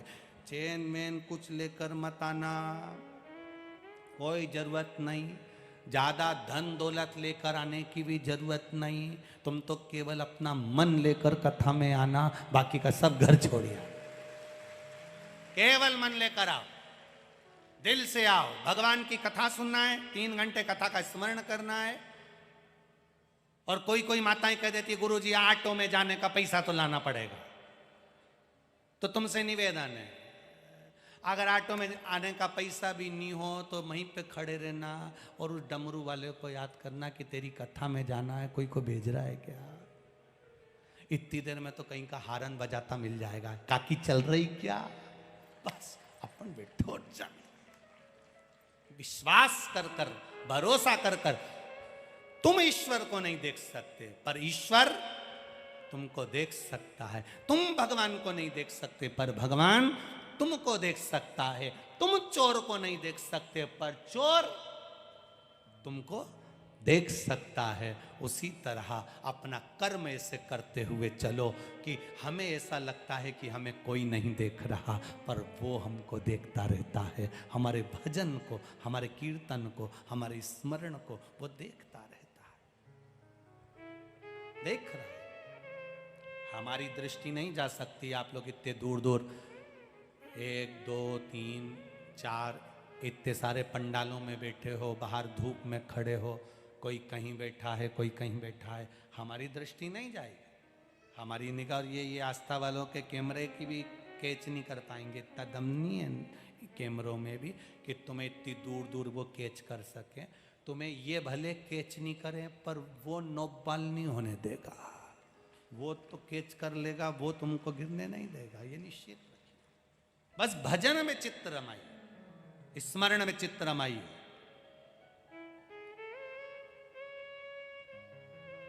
भगवत भजन की ओर अग्रणी। और जब हमारा विश्वास जागृत होता है, देवराज नाम का ब्राह्मण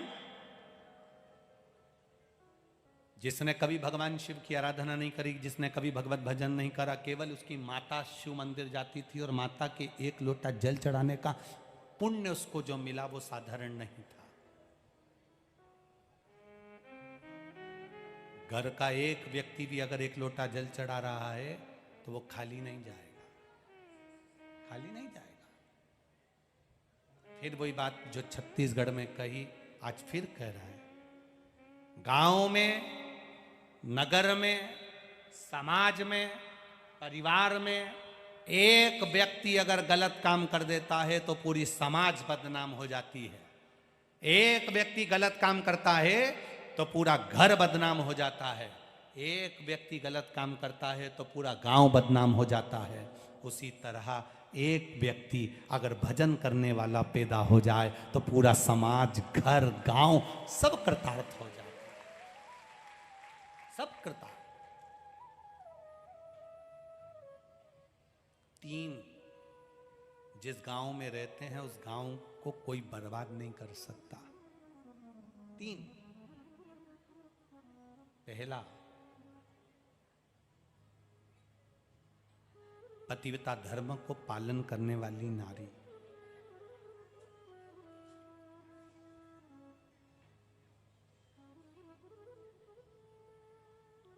पतिव्रता धर्म का पालन करने वाली स्त्री जिस गांव में रहती है उस गांव को कोई बर्बाद नहीं कर सकता। दूसरा,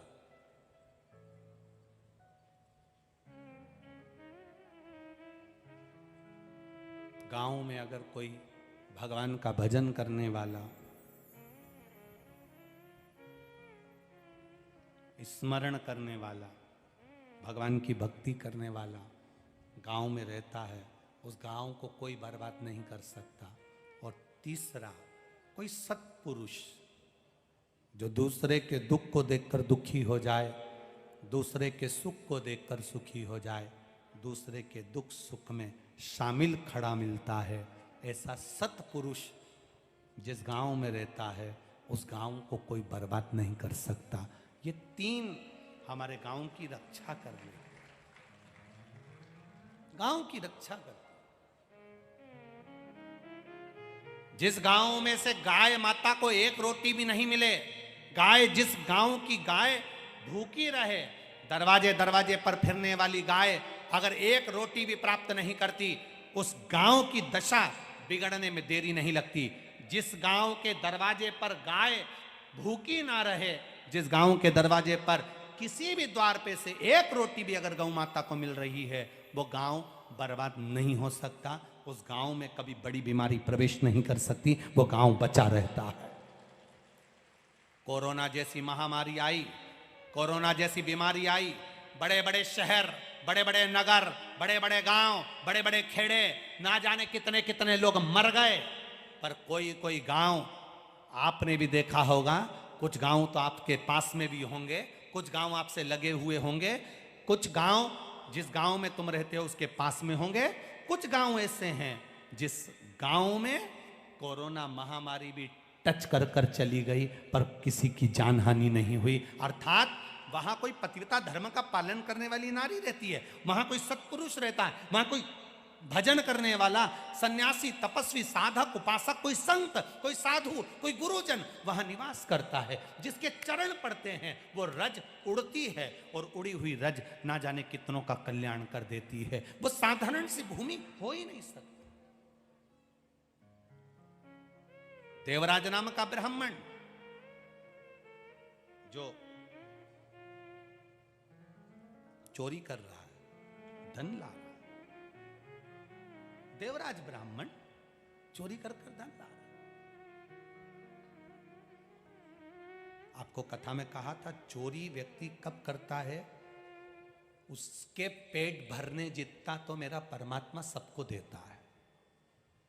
यहां जितने आप लोग बैठे हो ना, सबके पेट भरने की जवाबदारी, जो कथा में आए नहीं आए, जो सुने नहीं सुने, सबके पेट भरने की जवाबदारी उस परमात्मा के पास में है। व्यक्ति चोरी कब करता है? पेट भरने के लिए व्यक्ति चोरी नहीं करता, पेटी भरने के लिए व्यक्ति चोरी करता है। पेट भरने तक की जवाबदारी उस परमात्मा की है। मैं पेट भर दूंगा, तेरा पेट भर दूंगा, तुझे भूखा नहीं सोने दूंगा, तेरा पेट भरने की जवाबदारी मेरी है, तो चिंता मत करना।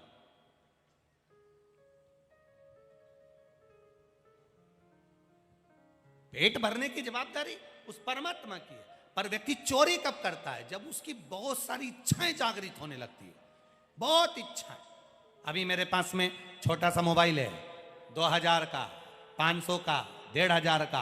अब इच्छा जागृत हो गई, कम से कम 50,000 का मोबाइल लेना है तो 50,000 जोड़ना पड़ेंगे तो फिर तिकड़म लगाना पड़ेगी तो मतलब किसी ना किसी के यहाँ से वो 50,000, या तो जो दुकान पे ग्राहक आएंगे, जो चीज़ तुम 10 रुपए की 15 में दे रहे थे, उस 50,000 के मोबाइल को लेने के लिए तुमने वो 10 रुपए की चीज़ 15 की जगह 20 की कर दी। तुमने उससे ज़्यादा ले लिया, ले तो लिया, पर दुख इसी को तो चोरी कहते हैं। तुम 1 रुपए की चीज़ 2 रुपए में दे दो, चल जाएगा, पर 2 रुपए की जगह तुम 4 रुपए या 10 रुपए में दोगे तो भुगतना पड़ जाएगा। मना नहीं है। एक पानी की बोतल कितने की आती है? जम के बोलो जरा। 20 रुपए की, 10 रुपए की, 15 रुपए की। बाजार में पानी की बोतल मिल रही है 15 रुपए की, 20 रुपए की। वो पानी की बोतल अगर कोई तुम्हें 30 रुपए, 40 रुपए की, बहुत तेज गर्मी पड़ रही है साहब, मेला भरा है, शिव महापुराण सुनने के लिए लाखों लोग आए हैं, पंडाल फुल पड़े हैं, सवेरे 8 बजे से लेकर 11 बजे तक कथा हो रही है, टीवी पर 1 बजे से 4 बजे तक आ रही है। अपार भीड़, लोग आ रहे, दर्शन कर रहे, भीड़ बढ़ती चली गई। पानी चाहिए, तो जो 10 रुपए की बाटल थी 20 रुपए हुई, 20 रुपए की बाटल 40 रुपए हो गई। तुमने शिव भक्तों से थोड़ा ज्यादा तो ले लिया, एक थोड़ा ले लो चल जाए, पर ज्यादा से ज्यादा ले लोगे, बाद में हिसाब तो उसको देना पड़ेगा। जब तुमने अपने बेटे से कहा कि ये 100 रुपए ले जा, सरफ की थैली लिया, साबुन लिया, और एक काम करना, बिस्कुट का पुड़ा लिया, छोरा गया, 10 रुपए की सरफ की थैली लाया, 10 रुपए का साबुन लाया, 10 रुपए का बिस्कुट का पुड़ा लाया, 100 रुपए में से 30 रुपए चले गए। कितने बचे? जम के बोलो। 70 बचे। तुम्हारा बेटा 100 रुपए लेकर गया था, आया, तुमने उससे पूछा कि नहीं पूछा कितना का सामान लाया? मम्मी आई, 10 रुपए का तो सरफ लाया, आई, 10 रुपए का मैं बिस्कुट लाया, आई, 10 रुपए का मैं साबुन लाया, तो 70 रुपए का है, ला दे। बेटे ने हिसाब दिया कि नहीं दिया? बोलो जम के बोलो। दिया ना। जब तुम अपने बेटे से 100 रुपए का हिसाब ले सकते हो, तो वो भी तो 100 साल का हिसाब लेगा कि नीचे जाके करा क्या था तूने।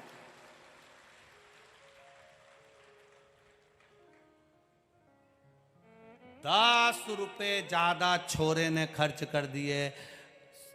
30 रुपए का सामान लगाया था, 70 रुपए होना थे, 60 रुपए लेकर आया। 10 कहाँ है?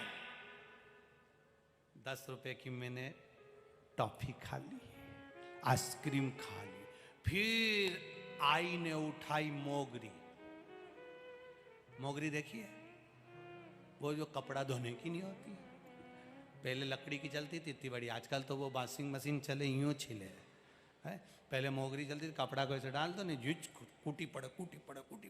फिर आई ने उठाई मोगरी और जो धोया।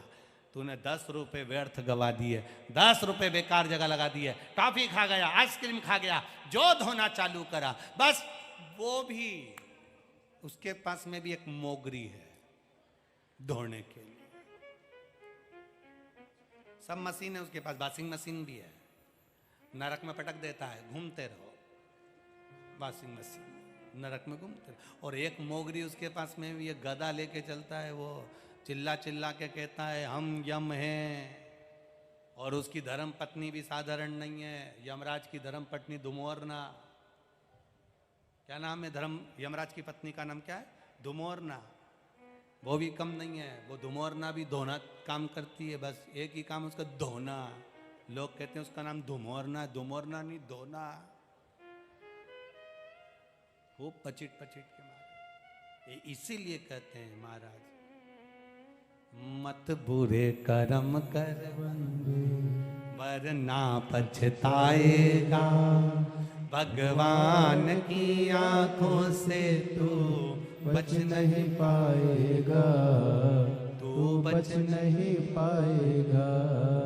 अरे ओ अज्ञानी मत करना, नादानी तेरे कर्म का फल भी तू ही पाएगा।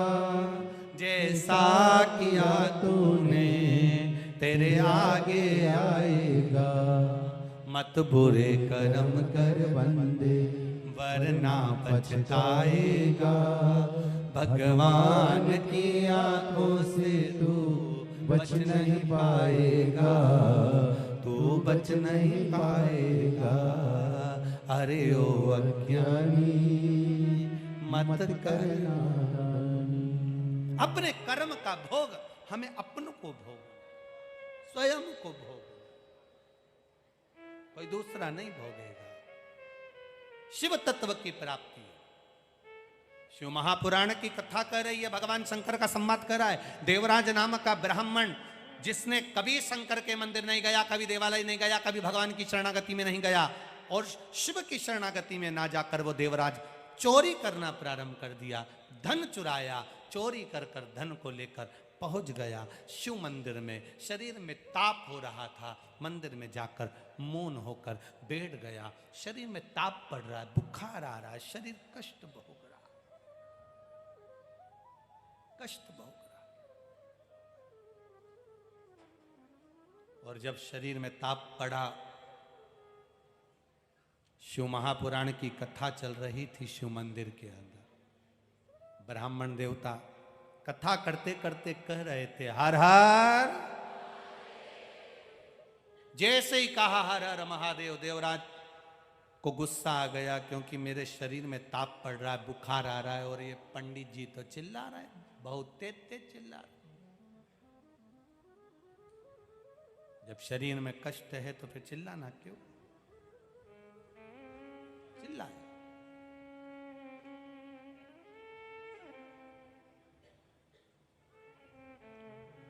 आया क्रोध, बाहर निकल गया।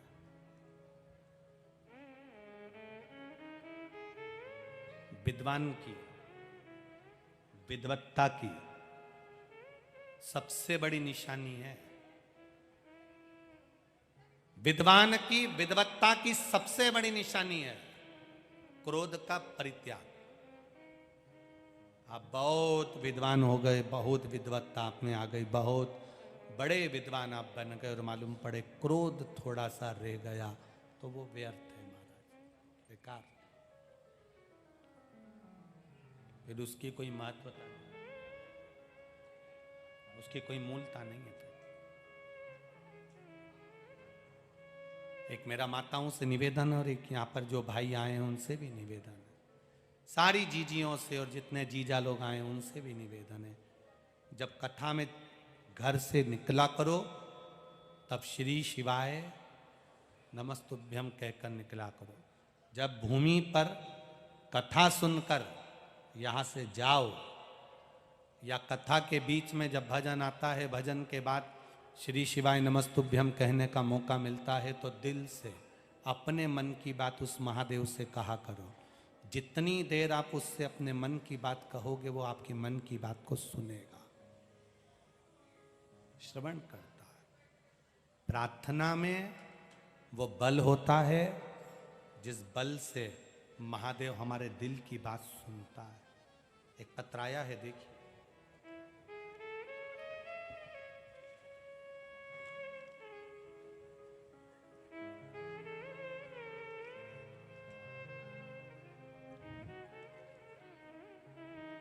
मेरा नाम कुमारी पूजा भरत पाटिल, गांव कारंजा, तहसील बालापुर, जिला अकोला से हूं।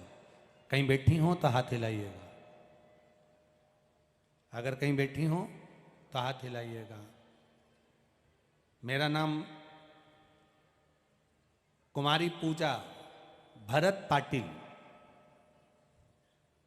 कहीं बैठी हो तो हाथ हिलाइएगा। मैं पूजा भरत पाटिल, गांव कारंजा, तहसील बालापुर, जिला अकोला से आई हूं। कहीं बैठी हो तो हाथ हिलाइएगा। नहीं दिख रहा है? गुरुदेव, बाबा के एक लोटा जल का मैं क्या वर्णन करूं। हमारे घर का हर सदस्य बाबा को जल चढ़ाता है। मेरी बहन दीपिका पाटिल, जिसका इंजीनियरिंग पूरा हो गया था, उसके बाद में नौकरी के लिए अप्लाई करती रही पर नौकरी नहीं लगी। बहुत टेंशन में आ गई। पढ़ाई अच्छी करने के बाद में, रिजल्ट अच्छा आने के बाद में भी नौकरी नहीं लग रही थी। शिव जी को जल चढ़ाते चढ़ाते तब उसने बैंक की कोचिंग करना प्रारंभ करा। सबके कहने पर शंकर जी के मंदिर में एक लोटा जल चढ़ाने जाती। विचार करा कि अब मैं करूं तो करूं क्या। बैंक की कोचिंग करते हुए बैंक का एग्जाम देने का प्रयास किया। जब एग्जाम का समय आया, एक बेलपत्र की पत्ती पर शहद लगाकर शिव जी को समर्पित करना और बाबा को चढ़ाकर बाबा से कहकर नौकरी के लिए अप्लाई करना। बाबा की कृपा देखिए गुरुजी, इंजीनियरिंग क्लियर करने के बाद भी जब नौकरी नहीं लगी, शिवजी पर भरोसा कर कर एक बेलपत्री और शहद का क्या वर्णन करूं। बाबा की कृपा से 30 अप्रैल 2023 को बाबा ने कृपा कर दी और गवर्नमेंट जॉब बैंक में मैनेजर की पोस्ट पर लगा दी। मैं बाबा को यहां प्रणाम करने के लिए। यह शिव तत्व है, योग घड़ी। तेरी कृपा बिना न हिले एक भी अणु, लेते हैं श्वास तेरी कृपा से तनो तनो। एक पत्र और देखिए। पत्र सभी सुंदर हैं।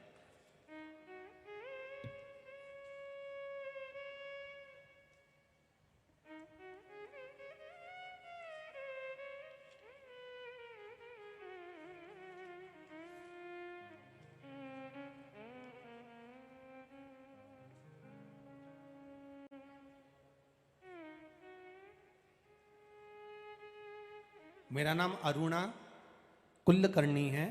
मैं शिवली गांव, जिला जालना, मराठवाड़ा की रहने वाली हूँ। कहीं बैठी हो तो हाथ हिलाइएगा।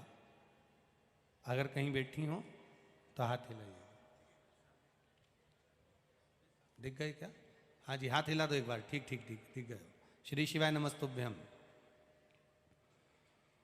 मेरा सादर प्रणाम। मेरा नाम अरुणा कुलकर्णी है। मैं शिवली गांव, जिला जालना, मराठवाड़ा की रहने वाली हूँ।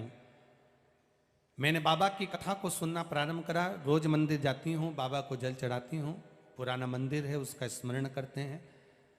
गुरुदेव, मंदिर में नंदीश्वर की भी आराधना करते हैं। बाबा का क्या वर्णन करूं गुरुदेव।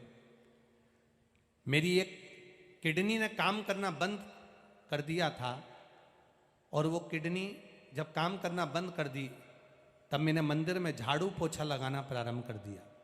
आप कहते हो कि मंदिर में अगर झाड़ू भी लगा रहे हो, मंदिर में पोछा भी लगा रहे हो, तो बाबा संभाल लेगा, बाबा आपको उबार देगा। मेरी एक किडनी ने काम करना बंद कर दिया। लगातार तकलीफें चालू हो गई। बाबा का मैं क्या वर्णन करूं गुरुदेव। जब से बाबा के चरणों की सेवा में लगी हूं, किडनी भले काम करना बंद कर दी और बाबा की सेवा में मैं लग गई। दवाइयाँ लेती रही, शिव की सेवा करती रही। बाबा की कृपा से जल चढ़ाती, आचमन करती, बेलपत्र लाती, खा लेती और दुनिया की सेवा बंद कर कर बाबा की नौकरी करना प्रारंभ करा। गुरुदेव, मैं बाबा का क्या वर्णन करूं। जो मेरी किडनी खराब हो गई थी, काम करना बंद कर दी थी, बाबा की कृपा से उसने काम करना चालू कर दिया। मेरी रिपोर्ट भी मैंने लगाई है, डॉक्टर की रिपोर्टें मैं लगा कर भेज रही हूं, जिसमें सारी जांचें भी हैं और किडनी ने काम करना प्रारंभ कर दिया। बाबा के मंदिर में मात्र झाड़ू और पोछा लगाने का क्या फल होता है गुरुदेव, वो मैं कह सकती हूं कि मेरी किडनी काम करना चालू कर दी। बैठिए बहन, हर हर महादेव। शिव तत्व को जानना, भगवान शिव की भक्ति को जानना सरल नहीं। आप लोग भी इतनी संख्या में यहां आए हुए हैं, एक विश्वास लेकर आए, एक भरोसा लेकर आए।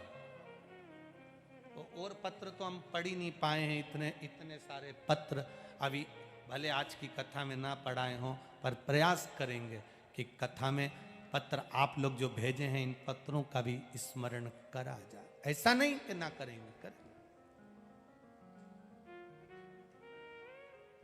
सुनो शिव पुराण। पंडाल में बैठकर नहीं सुन सकते तो दोपहर में 1 बजे टीवी चैनल के सामने सुनो। नजदीक में रहते हो, 7 दिन में से 1 दिन निकालकर शिव महापुराण के चरणों में पहुंचो। माना सुबह जल्दी कथा चालू हो रही है, 8 बजे से लेकर 11 बजे तक कथा है। माना सुबह 8 बजे से 11 बजे तक हो रही है, पर कई लोग तो कहते हैं गुरुजी आपकी कथा का ही ठिकाना नहीं रहता। कभी 2 बजे कर देते हो, कभी 1 बजे कर देते हो, कभी 4 बजे कर देते हो, कभी 8 बजे कर देते हो। हम उनसे इतना सा कहना चाहते हैं, कथा का भले ठिकाना नहीं होता तो मौत का कौन सा ठिकाना होता है। भगवान बोल के भेजेगा कि 9 बजे के बाद मरना, अभी मत मरना। भगवान कह के भेजेगा कि इसको 12 बजे के बाद उठाना। जब मौत का समय नहीं है तो शिव भक्ति का भी कोई समय नहीं है। जब मौका मिले तब कथा का स्मरण करो, सारी समस्या का हल। जब तुम्हारा मन कर जाए, जब तुम्हारा चित्त लग जाए, जब तुम्हारा दिल लग जाए, तब शिव के द्वार जाओ, तब भगवान की चौखट पर अड़भंगा बैठा है, अलमस्त। एक बात कहेंगे, लोग कहते हैं गुरुजी पंढरपुर में हरि विठ्ठल जी विराज रहे हैं, पंढरपुर में हरि विठ्ठल। पर मेरा विश्वास कहता है पंढरपुर में केवल अकेला हरि विठ्ठल नहीं, हरि और हर दोनों पंढरपुर में विराज रहे हैं। साधारण नहीं है। एक बार मन तो बहुत है, बाबा की अगर कृपा होगी ना तो आप लोगों को सूचना जरूर देंगे जल्दी से जल्दी। एक तो क्या है, पंढरपुर डायरेक्ट हमारे इधर से ट्रेन नहीं चलती, नहीं तो एक कथा तो पंढरपुर में हम कब का कर देते बाबा की कृपा से। और प्रयास करेंगे, हम भी प्रयास विठले सेवा समिति से कहेंगे कि समिति प्रयास करे। जैसे उज्जैन में एक करा, ऐसे ही एक हरि विठ्ठल चंद्रभागा के तट पर जब पानी कम हो और लंबा चौड़ा टेंट लगा हो और सब, चाहे वारकरी संप्रदाय के हों, चाहे राम संप्रदाय के, चाहे कृष्ण संप्रदाय के, शिव संप्रदाय के, सब मिलकर हरि विठ्ठल पांडुरंगा करते करते श्री शिवाय नमस्तुभ्यम का स्मरण हो। प्रयास करेंगे। और जैसे जैसे यहाँ दुबे जी ने भंडारा चला रहे हैं, कोई कहीं भंडारा चला रहा है, कोई पानी की बोतल बांट रहा है, ऐसा पंढरपुर में भी एक बार ऐसा बाबा के चरणों में ऐसा योग बने कि कथा तक तो बाबा संभाल ले और भोजन भंडारा हरि विठ्ठल खुद संभाल लेगा, तो फिर तो हो गई कथा।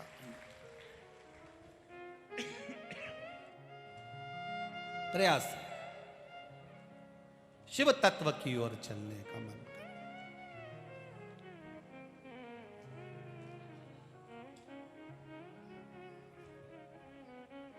महाराज शिव कथा कर रही है, भगवान शंकर का संवाद कर रहा है।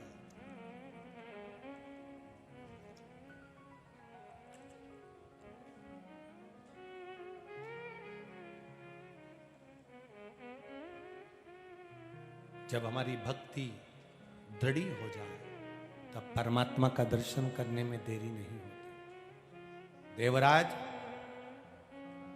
चोरी का धन लेकर बाहर निकल गया मंदिर से, पेड़ के नीचे बैठा था, प्राण छूट गए। इसको नहीं मालूम कि ये पेड़, ये वृक्ष बेलपत्री का है, इसको ये ज्ञात ही नहीं है।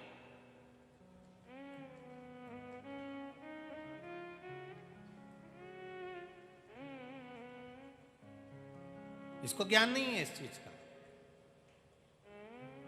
ये तो बस वृक्ष के नीचे। शिव महापुराण की कथा कहती है, किसी मुर्दे को अर्थी पर बांध कर ले जा रहे हो और वो मुर्दा भी अगर बेलपत्रे के पेड़ की छांव के नीचे से निकल जाए तो उसको ना तो तर्पण की जरूरत पड़ती है, ना पिंड की जरूरत पड़ती है, ना ब्राह्मण भोज की जरूरत पड़ती है, वो सीधे बैकुंठ चला जाता है। बेलपत्री के वृक्ष की मात्र छांव व्यक्ति का कल्याण कर दे।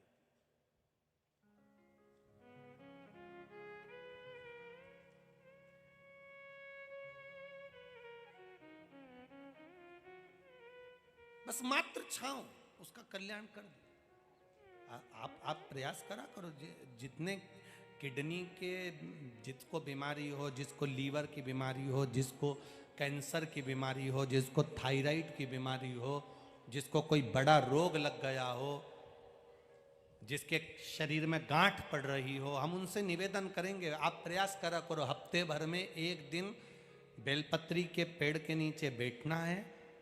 बेलपत्री के पेड़ के नीचे एक लोटा जल कंकर शंकर मानकर, हमें कोई शिवलिंग का निर्माण नहीं करना है, बस वृक्ष की जड़ में कंकर शंकर को जानते हुए, शिवलिंग मानते हुए, बेलपत्री की जड़ में एक लोटा जल धीरे धीरे चढ़ाना है और श्री शिवाय नमस्तुभ्यम कहना है।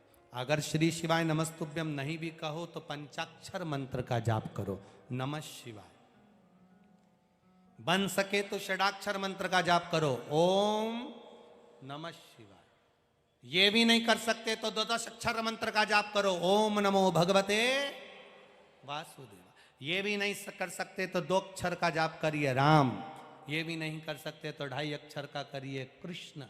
पर जाप करो, जल चढ़ाते चढ़ाते जिसका किडनी, लीवर, थायराइड आदि आदि बीमारियां जिसको बहुत ज्यादा घिरती हो, हफ्ते में एक बार, जैसे हफ्ते में एक बार तुम होटल जाते हो, हफ्ते में एक बार तुम बाहर घूमने जाते हो, उसी तरह हफ्ते में एक बार बेलपत्री के पेड़ के नीचे बैठकर शिव नाम का गुणगान करिए। धीरे धीरे धीरे धीरे बेलपत्री के वृक्ष में सारी 64 योगनियां, देवियां, देवता, लक्ष्मी, नारायण, ब्रह्मा, ब्रह्माणी, इंद्र, इंद्राणी सब उसी में विराजमान है। जब आप बैठोगे, शिव नाम जपोगे तो धीरे धीरे बीमारी अपने आप समाप्त होती चली जाएगी। हफ्ते में एक नियम बना कि मुझे शिव मंदिर तक जाना है, शंकर जी के बेलपत्र के नीचे बैठकर भगवान शिव का भजन। नियम बनाओ। किस किस के मोहल्ले में बेलपत्री का पेड़ लगा है? हाथ उठाओ जरा। लगा है सबके यहाँ? रखो हाथ नीचे। एक बात बहुत अच्छे से ध्यान करना, जो बेलपत्री का पौधा आपके सिर से ऊपर हो, उसी बेलपत्री के पौधे की पत्ती को लेना चाहिए। जो पौधा आपके सिर से नीचा हो, उस बेलपत्री के पौधे की पत्तियों को नहीं तोड़ना चाहिए, क्योंकि वो कुंवारा रहता है, छोटा रहता है। छोटे के कारण बस उसकी पत्तियों को नहीं तोड़ा जाता। जो बड़ा हो, जिसकी छाया हमारे ऊपर आ रही, जिसकी छांव हमारे ऊपर आ रही, कई लोगों को हम कहते हैं बेलपत्री के पौधे की पूजन करना चाहिए, बेलपत्री के पेड़ की पूजन करना चाहिए, तो उन्होंने गमले में इतना बड़ा पौधा लगा लिया, उसी की पूजन कर लेती हैं, उसी की पत्ती तोड़ लेती हैं। अब जरा विचार करो, पौधे जो तुमने गमले में बेलपत्री का पौधा लगाया वो छोटा है, उसकी छाया हमारे ऊपर नहीं पड़ रही। हमारे शास्त्र क्या कहते हैं?